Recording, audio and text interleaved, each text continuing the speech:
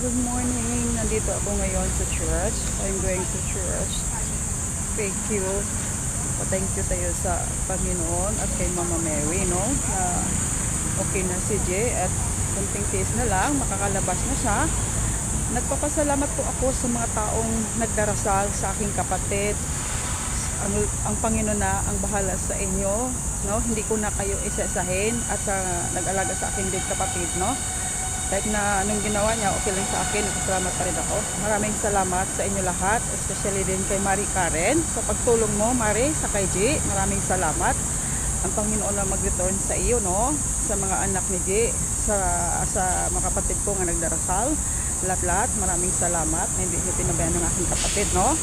Ito si Marie Karen, sa darating na halalan, inyong butuhin, lalo na sa ating mga taga-La Castellana, no? Butuhin nyo sa dahil malaking tulong ito sa atin madali lapitan at napaka-generous na tao at may mabuting puso. Kaya sa darating na lalan, party list siya, si Marie Karen Dumangkas. Huwag nyong kakalimutan, butuhin nyo siya, no?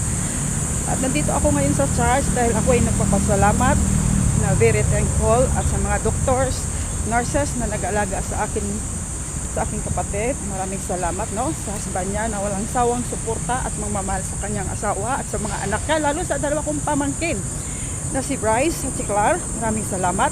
At sa aking sister-in-law na si Tess, no, yun pa man, pinapalampas kita ngayon, no, pero salamat pa rin ako dahil siyempre nilagaan mo si Jen, no. At sa lahat-lahat nga nagdarasal, maraming salamat, lalo-lalo na especially sa ating Panginoon.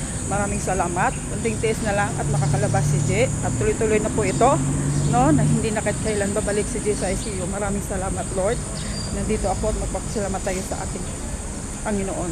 Thank you. Papasok ako sa church ngayon.